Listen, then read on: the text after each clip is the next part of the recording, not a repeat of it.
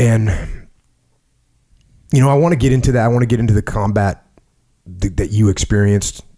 But before we do that, first of all, like the people that listen to this show, not everyone even watches UFC. Not everyone knows about you. So just kind of give a little bit of a background on growing up. Let's take it back to Scranton, Pennsylvania. Sure. Absolutely. So moved around a lot. I was born in Japan. And around that time when my mom had come back to the States, my father had left. And so grew up in Northeast Pennsylvania. We moved around quite a bit, but got into sports at an early age. And I had a phenomenal mom. And I think not having a dad really affected my sister a lot more than it affected me.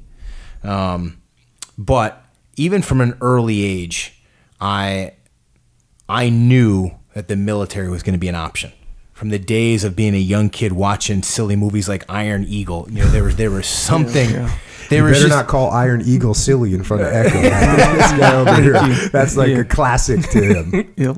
But for me, there was always something to it that rang as special to me. And you know what I found is growing up without a dad, you tend to want to impress every male influence you have in your life. So every time I went out for a team, I wanted to be the hardest worker on the team. I'd run through a wall for my coach. And that continued all the way through high school. And then all of a sudden, playing high school football, I started to get recruited by some good schools. And not many people in my family had gone to college. Certainly I had expected to go to college, but never expected to get recruited to go play somewhere. So that was a different experience for me. I didn't always handle it the best.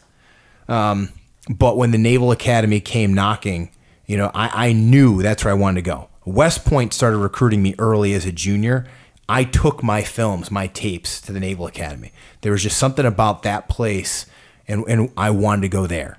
So I decided before I make a decision, let me visit West Point, let me visit the Naval Academy in a 4-day time period. I'll visit both and make my decision. When I went to West Point, one of the football coaches was supposed to meet me there. Never showed. So one of the players took me around campus, showed me some stuff, but it was still beautiful. I mean, greater than any, you know, Scranton's one of the poorest cities in America. You know, it's not nice.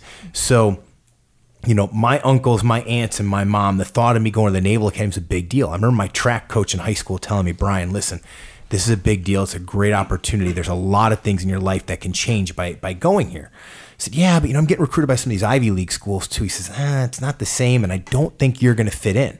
I'm going to be honest with you, Brian. Right. My track coach is a bright guy. So 2 days later, I go to the Naval Academy, and I hand them my tape. Now, they hadn't even started recruiting me yet.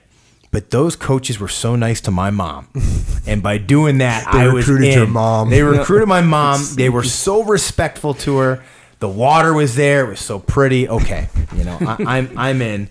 And I had made that decision early, that's where I wanted to go and focused on that. You know, did some summer school to take some classes to boost my AP courses in high school just to make sure I didn't have to go to the prep school first. I wanted to go right to the Naval Academy. And so that in a really quick nutshell, football was a vehicle.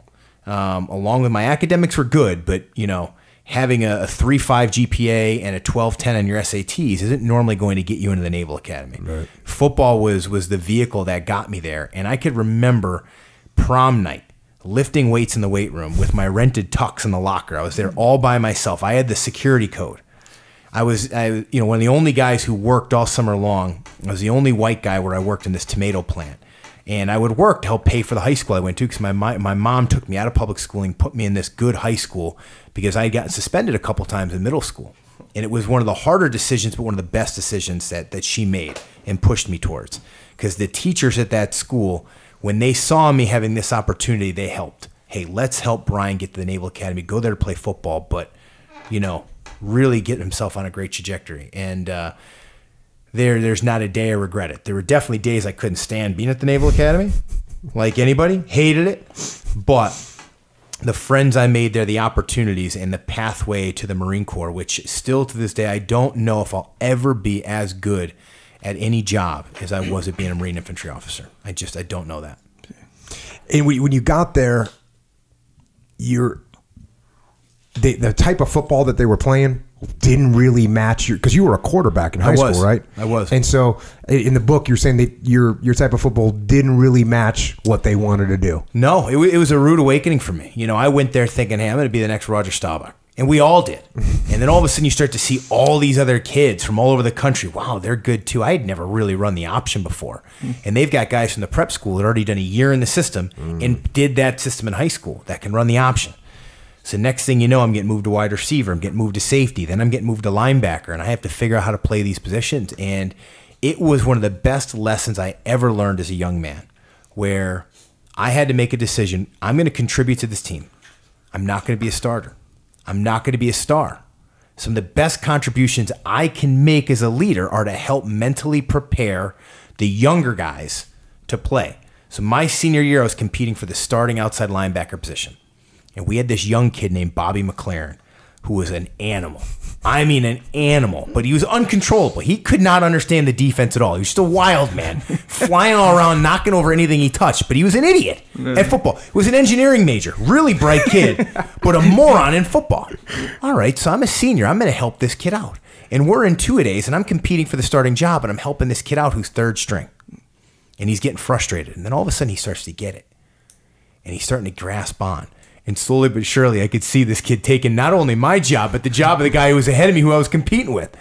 And, you know, the bottom line is I had to find a way to contribute value to the team. Obviously, I was a special teams contributor, but leadership was going to be the biggest thing I contributed. And that made me a very valuable member of the team that season. And it taught me great lessons moving forward, both in the Marine Corps and especially now in my job. If you aren't finding a way to add value to your organization, to your team every day, then you're wasting time, you're wasting money, and somebody's going to take that spot. Somebody will come along and take that spot. I don't care how successful you get. You can't take life for granted. Every day you got to add value. I learned that lesson early, and my football coach, my linebacker coach, liked me the most. I was his favorite guy, and he would admit that to me in our personal meetings. But at the end of the day, he told me, Brian, I get paid. I feed my family to put the best players on the field who are going to help us win games. I really wish that was you right now, but it's not. Yeah.